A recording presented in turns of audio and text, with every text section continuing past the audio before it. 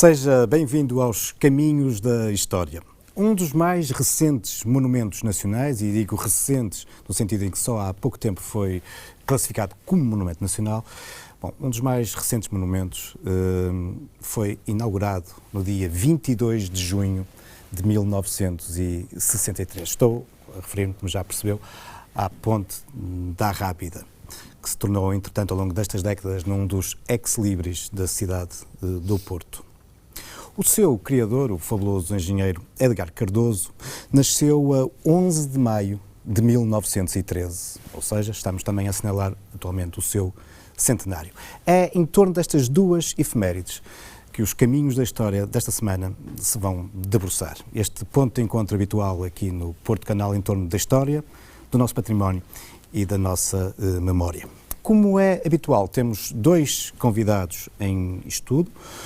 O professor Manuel Matos Fernandes, da Faculdade de Engenharia da Universidade do Porto, e o engenheiro João Cardoso, que, entre outras coisas, trabalhou com o engenheiro Edgar Cardoso.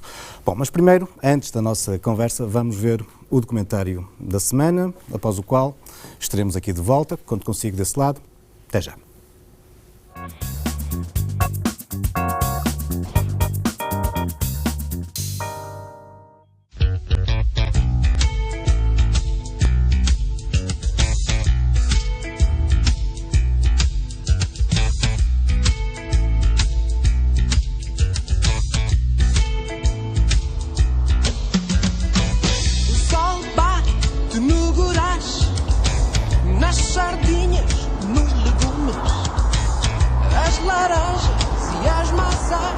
Foi há exatamente 50 anos atrás, a 22 de junho de 1963, que a Ponte Arrábida foi inaugurada.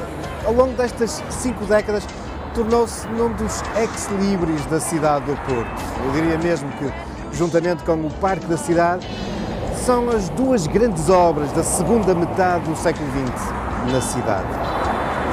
Trata-se de uma obra-prima de um dos maiores criadores portugueses do século XX, o engenheiro Edgar Cardoso, cujo centenário, curiosamente, se assinala também por esta altura. Um homem que se irá revelar como um gênio criativo, não só pelo desenho, não só pelos pontos que irá projetar, mas também pela inovação em muitos dos aspectos da técnica utilizada na construção das suas pontes, incluindo aqui a Ponte da Arrábida. Um gênio reconhecido internacionalmente como um dos grandes nomes da engenharia, nomeadamente de construção de pontes, a nível mundial durante o século XX. Edgar Cardoso, que disse que em todos os rios existe um lugar que foi feito para ter uma ponte. Em 1963, aqui no Rio Douro, um desses lugares foi definitivamente cumprido com a construção desta ponte. Curiosamente, no entanto, nós poderíamos fazer remontar a origem desta ponte, ou da concessão desta ponte, 15 anos antes, em 1948. Tinha na altura Edgar Cardoso apenas 35 anos de idade, mas o lugar onde a ideia desta ponte poderá ter começado a germinar foi na foz do Rio Sousa.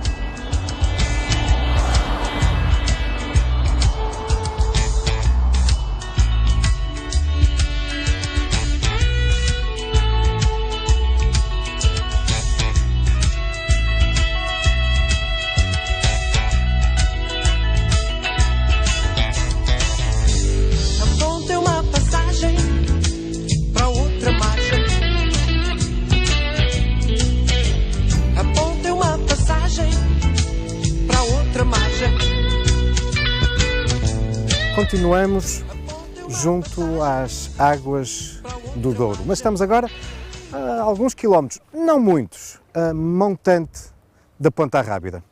A cidade de Porto ficou já a alguns quilómetros ali para trás, numa daquelas curvas. Encontramos-nos no concelho de Gondomar, muito próximo, umas dezenas apenas, da foz do Rio Sousa. Este é hoje, continua a ser nestes inícios do século XXI, um local calmo, eu diria mesmo paradisíaco, era-o muito mais em meados do século XX. Até por volta de 1950, este era mesmo um dos destinos preferidos pelos portuenses que então possuíam carros. Não eram muitos, uma vez que o automóvel ainda não era o veículo democrático dos nossos dias, mas dizia-vos, era um dos destinos principais das viagens, dos passeios de domingo. Muitos portuenses deslocavam-se até aqui, até à Foz do Sousa, para usufruir deste belíssimo espaço. E não continuavam mais para Montante, porque esta estrada marginal do Douro, aqui na sua margem direita, margem norte, terminava exatamente aqui, na Foz do Rio Sousa. Não havia uma ponte que permitisse que a estrada continuasse mais para o interior. Mas em 1948 esta situação vai se alterar. É exatamente nesse ano que o Estado vai encomendar a um jovem e promissor engenheiro, e já perceberam que estou a falar do engenheiro Edgar Cardoso, vai encomendar uma ponte exatamente sobre a Foz do Rio Sousa. A Foz não é muito larga e Edgar Cardoso podia perfeitamente ter optado por uma solução, por uma ponte metálica ou até em pedra. Ele, no entanto, vai avançar com uma proposta mais económica. De resto, essa vai ser uma das características do engenheiro Edgar Cardoso ao longo de toda a sua carreira. Optar por soluções o mais simples possível, o mais económica. E por isso, abdica do metal, abdica da pedra e vai propor um outro material de construção. Não é propriamente uma inovação, mas não era ainda muito usual. Edgar Cardoso vai projetar uma ponte em betão armado. Nasceria, nos anos seguintes, a ponte do Rio Sousa.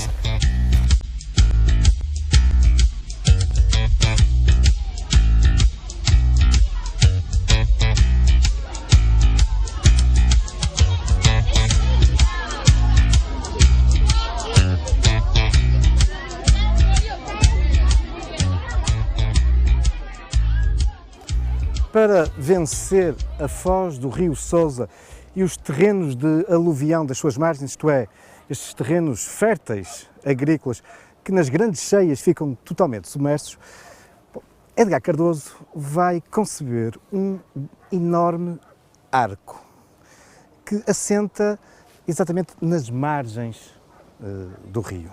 Em boa verdade, não é um arco, são dois arcos maciços de betão com um corte em I, dois arcos paralelos. E é sobre estes arcos que assenta de uma forma muito leve o tabuleiro, que vai assentar num conjunto de pilares que descarregam o peso sobre o arco.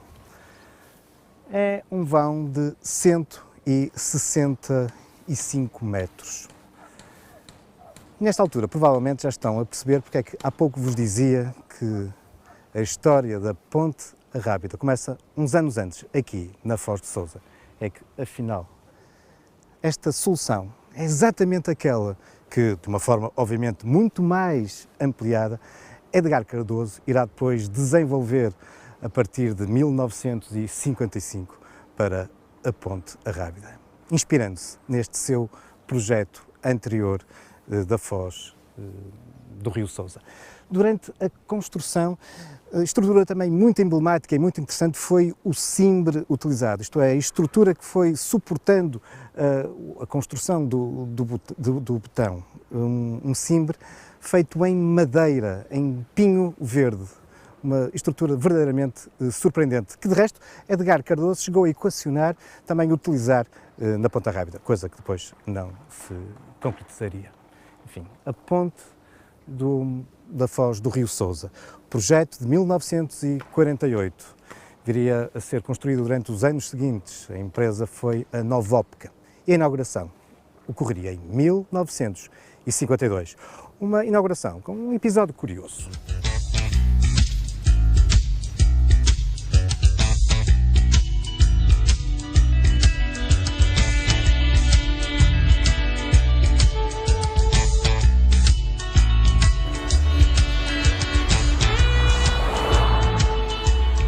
Mais de 60 anos depois da sua inauguração, a ponte sobre a Foz do Rio Sousa Continua uma estrutura perfeitamente atual e funcional. O tabuleiro tem 8 metros de faixas de rodagem, 2 passeios com 1,20 m cada um. Mas uma das características do engenheiro Edgar Cardoso, quem o conheceu sabe bem da sua figura irreverente, mas também sempre muito bem disposta, fica também associada ao momento da inauguração desta ponte, 28 de maio de 1952. 28 de maio era a data da Revolução, da ditadura militar, uma data sempre utilizada pelo regime do Estado Novo para grandes cerimónias de Estado. E por isso não admira que tenha sido em 1952, exatamente a 28 de maio, que esta ponte foi inaugurada.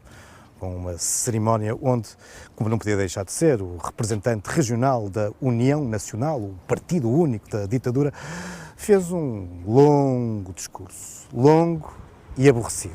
E tão longo que, a determinada altura, o engenheiro Edgar Cardoso dá a indicação aos seus colaboradores para cortarem o fio do microfone.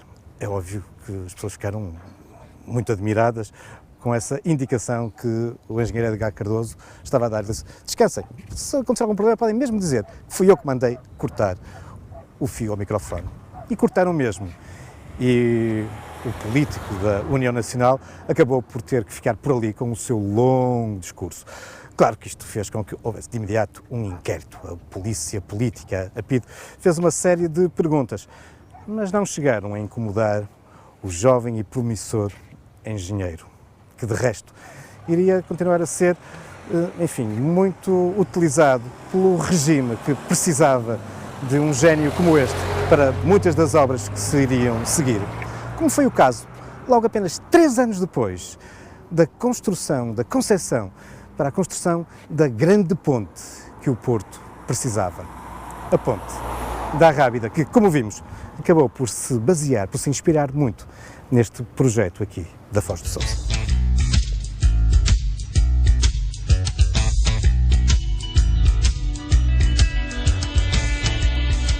Desde a inauguração em 1886 da ponte Luís I, que se percebe que a breve trecho a cidade do Porto ia necessitar de uma nova ponte. O tráfego ia aumentando, nomeadamente a partir dos finais do século XIX, com o aparecimento do tráfego automóvel. Mas também desde muito cedo se percebe que essa nova ponte deveria ser construída a jusante da ponte de Luís I, mais próximo da foz do Rio Douro. E tudo isto também tinha a ver com um claro desenvolvimento da cidade para esta área. Tinha-se acentuado, por essa época, o desenvolvimento industrial de Massarelos e de Lordelo do Ouro. Havia sido prolongada a Avenida da Boa Vista até ao mar. No final do século XIX tinha-se construído o Porto de Leixões. Havia todo um grande desenvolvimento urbano da zona da Foz do Douro e da Frente Marítima. E por isso se percebe que essa nova ponte deveria ser então aqui, mais próximo do lado poente. Mas a crise dos finais do século XIX, da década de 90, depois de todo o período político conturbado que se irá seguir, vai fazendo com que essa projetada, sonhada ponte vá sendo adiada. Temos que esperar por 1930 para se começar seriamente a pensar na construção dessa nova travessia entre o Porto e Vila Nova de Gaia. Mas é só em 1945 que se vai definitivamente decidir que essa ligação deveria ser feita aqui, entre a escarpa da Rábida, o local onde se havia desenvolvido a famosa Pedreira da Rábida, o desmonte dessa escarpa para ser construída a estrada marginal, isto ainda no século XIX, e cuja pedra em parte tinha sido aproveitada para as obras de regularização da Foz do Douro, e do lado oposto a zona do Candal, 1945. Mas só em 1952, no ano em que tinha sido inaugurada a ponte da Foz do Rio Sousa, é só em 52 que o Ministério das Obras Públicas vai encomendar um anteprojeto para a construção desta ponte, exatamente a Edgar Cardoso. Estava escolhido o local, estava escolhido o engenheiro. Faltava o projeto. A ponte é uma passagem para outra margem. A ponte é uma passagem para outra margem. Desafio pairando sobre o rio. A ponte é uma miragem.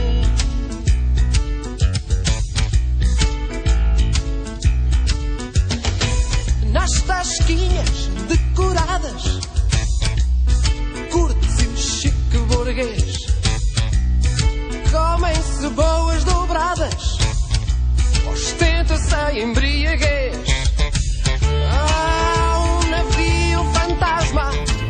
Desde o anteprojeto em 1952 até à solução final, irão decorrer 3 anos. Em 1955, Edgar Cardoso tem já pronto aquilo que irá ser praticamente o projeto final, uma enorme ponte em betão. No ano seguinte, em 1956, dá-se início à construção da ponte Arrábida. E o construtor será também um português, engenheiro Zagalo, e assim, pela primeira vez na história do Rio Douro, tínhamos a construção de uma ponte 100% portuguesa, desde o homem que a projetou até quem a construiu. De resto, em termos internacionais, há muita gente que tem dúvidas sobre a possibilidade dos portugueses poderem executar tal arrojado projeto. Estamos, afinal, a falar, para a época, daquele que seria o maior arco de betão até então construído no mundo. 270 metros, ultrapassando um arco em betão de uma ponte na Suécia com 260 metros. O arco foi construído. Pouco tempo depois, seria ultrapassado por um outro com pouco mais de 300 metros na foz do Iguaçu, no Brasil, mas persiste até aos nossos dias como um dos maiores arcos de betão no mundo. Mas a Ponte Arrábida tem outras características técnicas verdadeiramente arrojadas.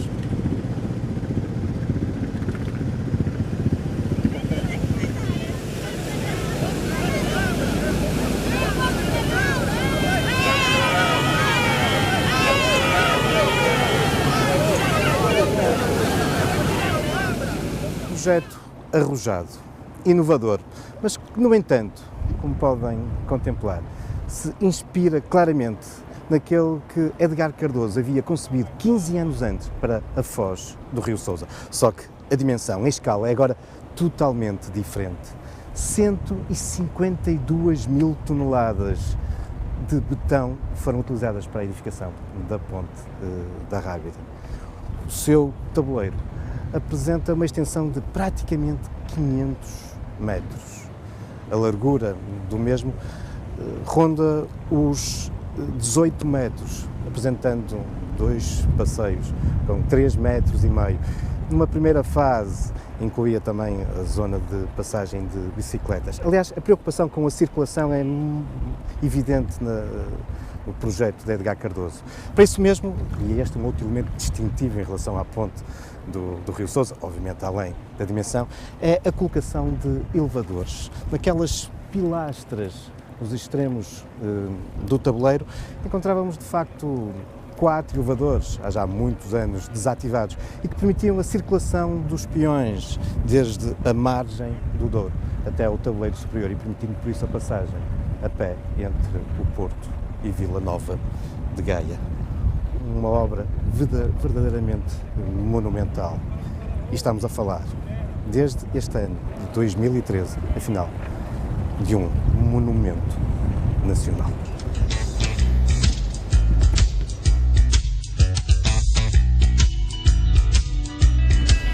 Desde 1956 até 1963, a construção da Ponte Arrábida tornou-se num verdadeiro espetáculo. Diariamente, os portuenses, e não só, corriam às margens do Douro para assistir à edificação da grande ponte. Houve momentos particularmente interessantes.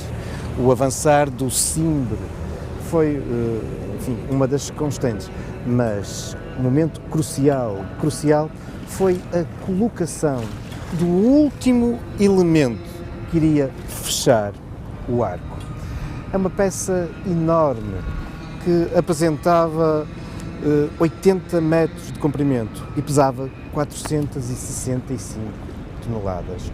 Uma peça que foi elevada a partir de uns batelões aqui nas águas do Douro. Era um momento-chave. Ocorreram milhares de pessoas nesses dias, incluindo muitos estrangeiros, que vinham assistir ao desastre anunciado, aquilo que se considerava ser impossível concretizar. A verdade é que a peça foi içada, encaixou e completava-se o arco, na altura maior do mundo. Um episódio curioso é que o Presidente da República, o Almirante Américo Tomás, vem assistir a esse momento e é desafiado por Edgar Cardoso para acionar o botão que fazia o içar e o colocar dessa peça lá no alto da ponte. O barco é colocado debaixo da ponte e conta-se que foi com muito medo que o Presidente da República, olhando para cima, carregou no botão, também ele, com algumas dúvidas de que a peça encaixasse.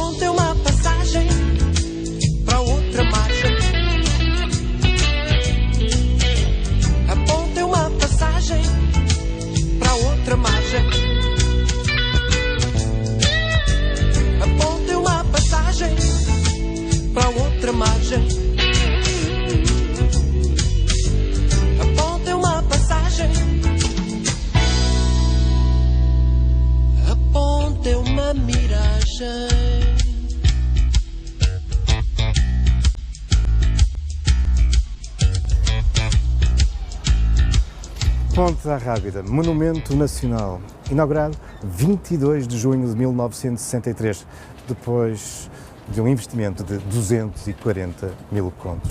Uma obra que se tornará uma referência mundial e contribuirá de uma forma decisiva para a projeção internacional do engenheiro Edgar Cardoso. Aspecto muito interessante é o facto de, ao longo dos 20 anos seguintes, os caixotões metálicos que tinham sido utilizados para a edificação e para o suporte do símbolo terem permanecido ao longo da estrada marginal para serem reutilizados na edificação de uma posterior ponte, uma ponte ferroviária, que seria concretizar já nos finais do século XX, mas, em boa verdade, sem utilizar os caixotões. Também localizado junto às margens fica este imóvel, este edifício, que tem pouco mais de 50 anos. Afinal, foi construído exatamente para apoiar a edificação da ponte. Aqui era o gabinete técnico, era aqui que o engenheiro Edgar Cardoso e os seus colaboradores acompanhavam de perto as obras, ensaiavam os seus modelos, refaziam os cálculos. Ponta Rábida, que irá definitivamente marcar uma nova centralidade na cidade. Com a abertura da ponte, a Boa Vista ganhava foros de maior importância e, em grande parte, o eixo da cidade ir-se-ia deslocar para esta área. Quanto ao Douro, as suas águas continuariam a correr e, ao longo do século XX, viriam nascer outras pontes. Algumas dessas pontes estariam na mesma relacionadas com Edgar Cardoso.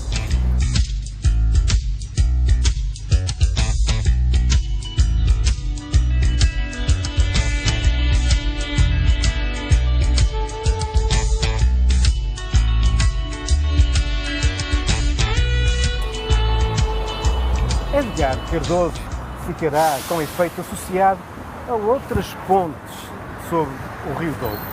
Algumas das suas intervenções são até muito desconhecidas, como é o caso daquela que ele operou aqui nesta ponte tão emblemática da cidade. Trata-se, obviamente, originalmente não de um projeto de sua autoria. Estamos na ponte Dom Luís, uma obra-prima da arquitetura e da engenharia do ferro dos finais do século XIX, um projeto do engenheiro Teófilo Seigel, que havia trabalhado com o engenheiro Eiffel na construção da ponte Dona Maria. Mas já no século XX, Edgar Cardoso será o responsável por obras de conservação, de consolidação e de reforço, nomeadamente do tabuleiro superior desta ponte. E é exatamente nessa altura que ele é confrontado com um problema aqui no tabuleiro inferior. Nos seus extremos, quer na margem de Gaia, quer na margem do Porto, junto aos pilares de granito que aqui podemos contemplar, abrigados por esses pilares, havia muitos portuenses que, pelo calado da noite, em momentos, enfim, em que estariam um pouco mais apertados, utilizavam exatamente este sítio recôndito para aqui fazerem o seu xixizinho. Ora, tal, provocava um cheiro nauseabundo na entrada da ponte e era também impossível, os locais estavam sempre bastante danificados, enferrujados. Edgar Cardoso irá utilizar aqui o seu gênio de uma forma brilhante, utilizando umas placas metálicas que fazem na sua base uma curvatura de cerca de 120 graus. E já estão a perceber o que é que aqui aconteceu. Quem fizesse aqui o seu xixizinho teria o bico devolvido para os seus sapatos e para as suas calças. A solução permanece até os nossos dias, com um grande efeito, uma vez que esse problema se resolve. Enfim, apenas um pequeno pormenor, quase anedótico, do gênio deste engenheiro, que ficaria, no entanto, ligado a uma outra grande ponte sobre o Douro, construída nos finais da década de 80 e nos inícios da década de 90 do século XX, a ponte de São João. Mas isso são já outras histórias, outras lendas, outros caminhos da história.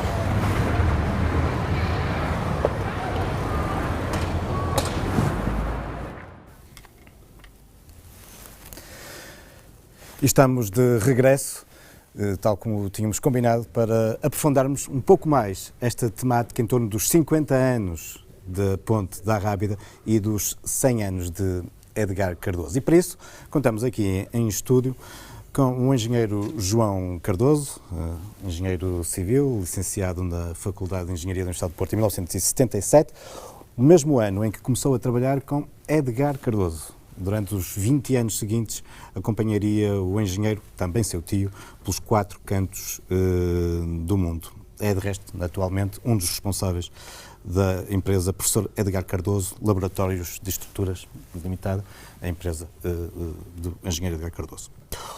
O outro nosso convidado é o professor Manuel Matos Fernandes, professor catedrático da Faculdade de Engenharia da Universidade do Porto, onde já desempenhou múltiplos cargos, além, obviamente, da docência. É atualmente o diretor do Departamento de Engenharia Civil, foi presidente da Comissão Executiva do mesmo departamento, membro da Comissão Científica, enfim, um vasto currículo académico e científico, e mais recentemente foi um dos principais impulsionadores e uma das caras, direi eu, do processo que conduziu à classificação da Ponte da Rábida como monumento nacional. E eu começava exatamente pelo professor e começava exatamente por esta questão.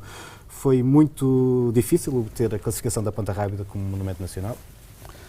Não se pode dizer que tenha sido difícil. Nós começamos a trabalhar há bastante tempo, não é? Portanto, nós, no Departamento de Engenharia Civil da Faculdade de Engenharia, preparamos um dossiê cuidado com o processo de classificação e ele foi entregue já em agosto de 2010, portanto, há cerca de 3 anos. Foi entregue na Secretaria de Estado da Cultura, então, da Secretaria de Estado da Cultura, e, portanto, percorreu, digamos assim, todos os passos administrativos necessários para a classificação. Enfim, o facto de termos preparado um processo bastante cuidado e bastante detalhado, naturalmente terá facilitado a classificação. Aliás, o processo foi elogiado várias vezes pelos 2 relatores do Ministério da Cultura que se debruçaram sobre o assunto, mas obviamente que o grande mérito vai para a obra, para a ponte, não é? Porque, enfim, eu penso que qualquer pessoa de bom senso e de bom gosto apoiará a classificação e, portanto, o mérito vai todo para a obra e para o seu autor, naturalmente. Engenheiro João Cardoso, que me há pouco dizia, começou a trabalhar com o engenheiro Edgar Cardoso nos anos 70, mas seguramente que no ateliê, no gabinete e na família haverá muitas histórias ligadas à inauguração da Ponte da Rábida. Quer-nos contar alguma dessas histórias? Bem, eu era muito novo, tinha apenas 11 anos, mas realmente ouvia contar, e há uma delas que me lembro, que aliás falou na peça, mas que houve um momento também crucial, que foi quando se baixa o cimbre metálico, conforme vimos, primeiro fez-se a costela de montante e depois o Simpre teve que andar 15 metros para fazer a de jusante e depois voltou para o meio para fazer os contraventamentos entre elas. O momento crucial foi quando o Simpre baixa 40 centímetros e é ripado os 15 metros. Esse momento foi outro momento em que o Presidente da República assistiu e então esse teve mesmo medo, porque também havia o jornalismo europeu a acompanhar a operação, porque esse tinha havido um acidente uns anos antes, conforme disse, e aquilo era o tal desastre anunciado. Estamos todos aqui na expectativa de que aqui também ruísse. Do desastre, exatamente. O engenheiro disse-me, antes daqui de começarmos a gravação, que, no entanto, esses momentos que foram assistidos por milhares de pessoas e por esses jornalistas nacionais e internacionais com muita expectativa, mas que afinal, no dia anterior, já tinha havido um teste, não é? Exatamente. Na noite anterior, o professor fez esse, digamos, descimbramento e viu-se que a costela de montante resistia e toda a aparelhagem funcionava. Se me permite só uma pequena ligação à Ponta Foz do Sousa, que realmente foi um modelo reduzido, um verdadeiro modelo reduzido da Ponta da Rábida. Só não tem as torres dos elevadores, mas nem sequer eram estruturais para... Não se justificava ali, claro. Não se justificava e não eram fundamentais para o cálculo da Ponta Rábida, mas a Ponta Rábida, na altura, também era o arco em betão armado mais abatido do mundo. Não era só o maior, era o mais abatido. Ou seja, a relação da flecha para a corda, não é? Pronto, que nos arcos romanos, nos arcos de volta, é de 1 para 2, não é? É o raio para o diâmetro. Neste caso era de 1 para 5. Mais achatado, mais abatido. Mais abatido, com maior atrevimento, dizemos 1 nós. para 5. Na Ponta Rábida é 1 para 5. A Ponta Foz de Sousa é 1 para 8. Se reparar, é muito mais abatida. Portanto, foi do lado da segurança que o professor praticamente começou a trabalhar na Ponta Rábida no seu modelo reduzido, que é a Ponte da Foz de Sousa. É isso. Interessantíssimo. Uma das preocupações do professor Edgar Cardoso parece ter sido, ao longo de toda a sua vida, esta questão de aliar a funcionalidade com a economia de meios. Desse ponto de vista, poderemos dizer que o betão foi um aliado? Isto é, mais barato do que o metal ou que a alvenaria? Eu penso que sim. Portanto, devo dizer que a equipa de projeto liderada pelo Edgar Cardoso estudou várias soluções, inclusive soluções metálicas. Estava a falar da Ponta Rábida. Da Ponta Rábida, exatamente. E mesmo em betão, mais de uma solução. E acho que de facto foi uma opção correta, que aliás foi criteriosamente analisada pelo Conselho Superior de Obras Públicas, que na altura era um órgão do Ministério das Obras Públicas que tinha muito poder e muito prestígio e que tinha uma capacidade muito grande de dar parecer sobre as obras públicas. Isso foi analisado com cuidado e portanto, acho que de facto foi uma opção feliz, sob o ponto de vista da economia, mas também, digamos, da estética. Mas em relação à economia, devo dizer que naquela altura, se a gente pensar, praticamente todas as grandes pontes, médias e grandes pontes, foram construídas nessa época, eram pontes de betão, não é? E isso continuou, aliás, até ao fim do século, não é? Nós de facto temos, digamos, desde o princípio do século XX e até à atualidade, temos tido, de facto, um grande predomínio do betão armado e também por motivos de economia. A propósito desse aspecto, há uma nota que é curiosa, que estudei há poucos dias uma conferência dada pelo engenheiro Antão de Almeida Garrett, foi um distinto engenheiro, aliás, um dos responsáveis pelo urbanismo do Porto em meados do século XX, foi diretor da Faculdade de Engenharia e que uma boa dezena de anos antes da inauguração da ponte, da conclusão da ponte, fez uma palestra sobre a já então chamada Ponta Rábida e manifestava no fim um voto de que, enfim, que o local de implantação da ponte era um local muito particular, muito perto da Foz, com grande visibilidade, que a ponte fosse uma ponte metálica, temendo enfim, que se fosse uma ponte de betão armado, o impacto na paisagem fosse bastante negativo. Isto apesar do engenheiro António de Almeida Garrett ser um distinto professor de cimento armado, como na altura se dizia. Ora bem, enfim, os receios não se concretizaram, felizmente, porque a ponte foi uma ponte de betão e é de facto uma ponte lindíssima, não é? Uma ponte lindíssima, quer dizer, há um aspecto que é importantíssimo dizer, de facto o recorde da ponte do maior arco em betão armado foi rapidamente batido. Agora, a beleza da ponte e o enquadramento na paisagem, esse é imbatível, na minha opinião. A ponte é, de facto, extraordinária, sob o ponto de vista do apuro estético. Eu diria que é daquelas construções em que nós, cada vez que passamos por ela, gostamos mais dela e isso só acontece com muito poucas obras, as obras extraordinariamente bem conseguidas, não é? E tem perspectivas muito diferentes ao longo do dia. Exatamente, exatamente. Aliás, é um motivo que apaixona os fotógrafos, não é? Aqui da cidade do Porto. Engenheiro João Cardoso, podemos dizer que o engenheiro Edgar Cardoso era um engenheiro diferente, nomeadamente nas técnicas que utilizava? Sim, seguramente era diferente.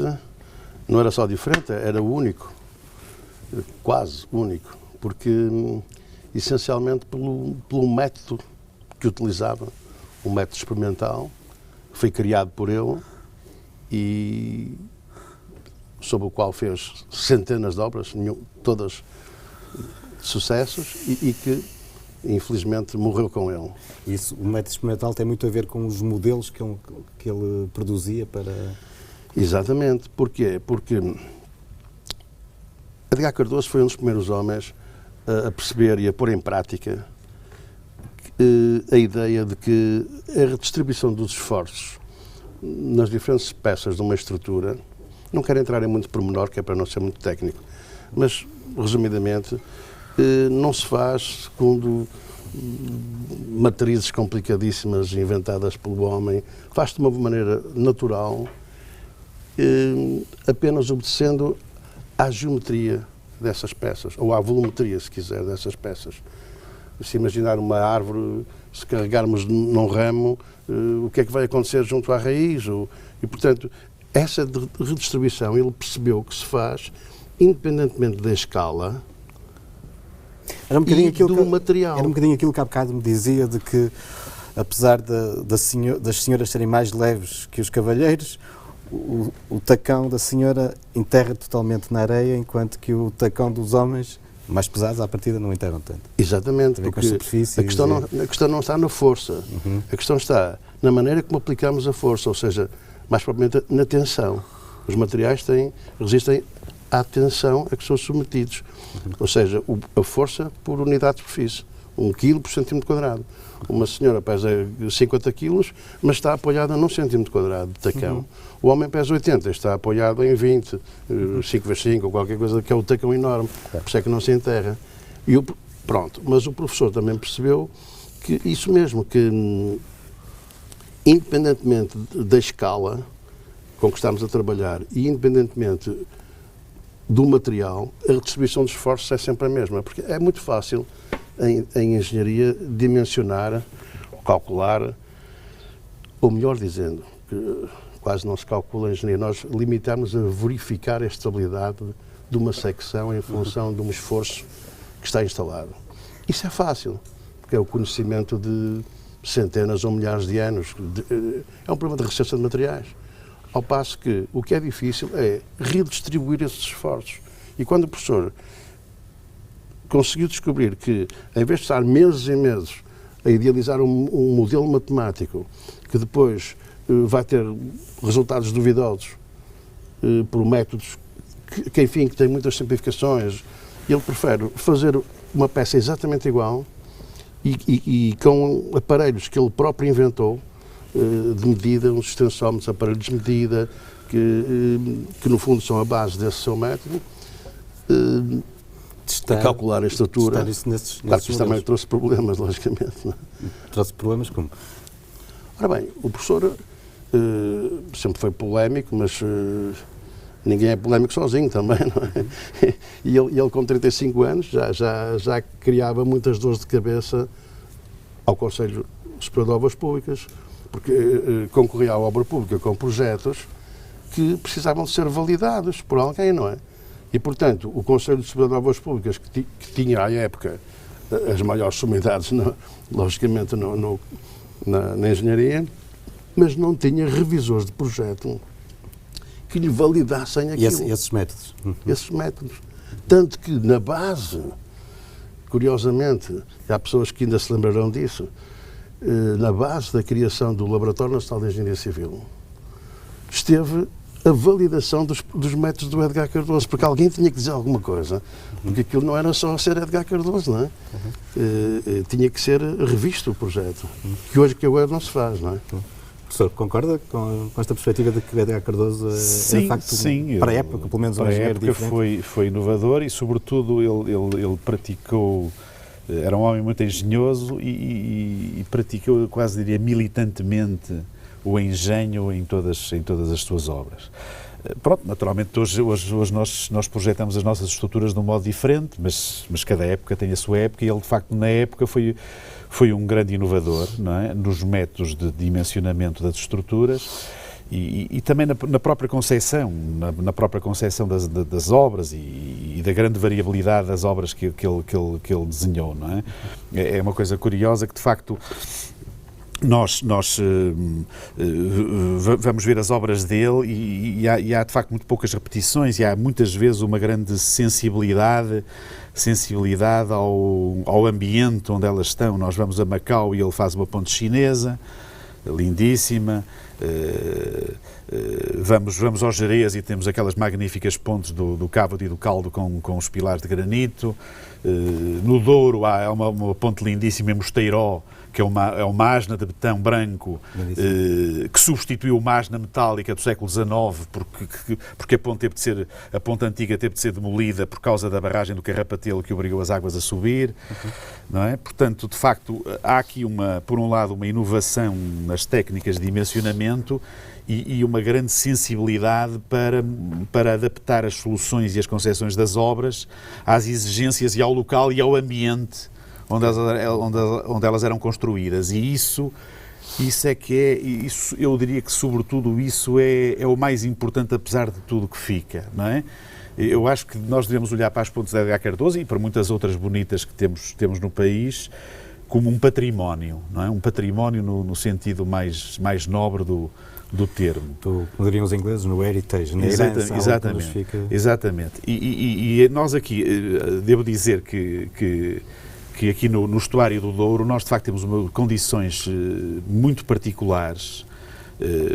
Por exemplo, não foi por acaso que os primeiros atravessamentos do Douro no Porto tiveram de se pelo século XIX, não é? Se nós percorrermos essa Europa toda, grande parte das cidades da Europa tem pontes de pedra pelo menos desde o Império Romano, claro. Não é? Essas pontes não eram possíveis aqui no Douro, não é? O Douro tem um caudal de cheia enorme, aliás, costumo dizer aos meus alunos que em todos os rios da Europa o Douro é o que tem na Foz, é o que tem a maior cheia, com exceção do Volga na Rússia, portanto muito superior ao Reno, ao Danúbio, ao Ródano, etc. Portanto, cheias poderosíssimas. Portanto, o rio é muito profundo e, portanto, era completamente impossível, durante séculos, construir aquelas pontes de pedra fundadas no leito como... Teria que ter sempre os seus apoios. Exatamente, e aliás, a razão é porque, por exemplo, na Ponta Arrábida, o Edgar Cardoso teve de usar um cimbre apoiado nas duas margens e estava fora de questão um cimbre apoiado no rio, não é? Pronto. Agora, estas condições aqui no Porto são muito especiais e portanto, criaram aqui uma coleção de pontes projetadas por grandes nomes de engenharia, que é uma coleção, eu diria, única no mundo. Eu costumo dizer que o somatório delas vale mais do que cada uma adicionada, porque, de facto, o conjunto é notável. Temos aqui um verdadeiro compêndio. Exatamente, e temos de olhar para elas como um património notável da nossa cidade e do nosso país. É bem verdade. Bom, e estava a falar que é quase um compêndio e isso leva-me a pedir, agora chegamos ao momento de algumas sugestões de leituras, de algumas edições, livros. Podia começar pelo professor. Muito bem. O que é que nos traz? Olha, há um livro magnífico, escrito por um querido amigo do engenheiro Edgar Cardoso, o engenheiro Luís Lousada Soares, que foi diretor da obra da ponte da Figueira da Foz e depois da ponte de São João. Esse livro é um livro editado pela Faculdade de Engenharia, que está praticamente esgotado, mas vai ser agora reeditado em 2013, no âmbito das comemorações do 50º da ponte e do centenário do nascimento de Edgar Cardoso, e vai ser reeditado agora em edição completamente bilingue. Não é? Eu julgo que é mais uma contribuição da Faculdade de Engenharia para a divulgação da obra do engenheiro Edgar Cardoso. Facto, infelizmente o autor já não está entre nós, faleceu no ano do lançamento desse livro, mas é uma sorte para a cultura portuguesa, um vulto da dimensão do engenheiro Edgar Cardoso, ter um biógrafo, Luís Lousada Soares, que alia o facto de ter uma cultura técnica invulgar, porque ele era um construtor de pontes, a uma cultura, no sentido lato, também muito grande e de uma grande sensibilidade. É um livro belíssimo, não só sob o ponto de vista técnico, mas também sob o ponto de vista literário. Eu confesso que foi magnífico. Foi uma das minhas bíblias para preparar o programa. Exatamente. Olha, o segundo é o seguinte, é um álbum sobre pontes que eu comprei numa das minhas viagens ao estrangeiro e é para ilustrar, o autor é alemão. Há muitos livros que são álbuns sobre pontes em todo o mundo, desde pontes pré-históricas às pontes atuais, e a capa o autor, sendo um autor estrangeiro, é um autor alemão, escolheu para a capa desse álbum, que tem pontes magníficas dos grandes nomes da engenharia mundial, a nossa ponte de Luís I. Isso confirma, de facto, aquilo que eu mencionei há pouco, que no estuário do Douro nós temos uma coleção de pontes absolutamente extraordinária, de materiais diferentes, de épocas diferentes, de grandes vultos de engenharia e que naturalmente temos que acarinhar, e foi essa uma das preocupações que esteve na base da classificação. E se me permite, aproveito para anunciar que na próxima sexta-feira, 21 de junho, véspera do aniversário da ponte, nos reuniremos na Alfândega, num colóquio organizado pela Faculdade de Engenharia, um colóquio sobre pontes e património, com uma grande abrangência, não estritamente técnica, mas também sob o ponto de vista patrimonial, histórico, paisagístico, e com grandes nomes da engenharia e da arquitetura. Enfim, é uma iniciativa que temos acarinhado nos últimos tempos.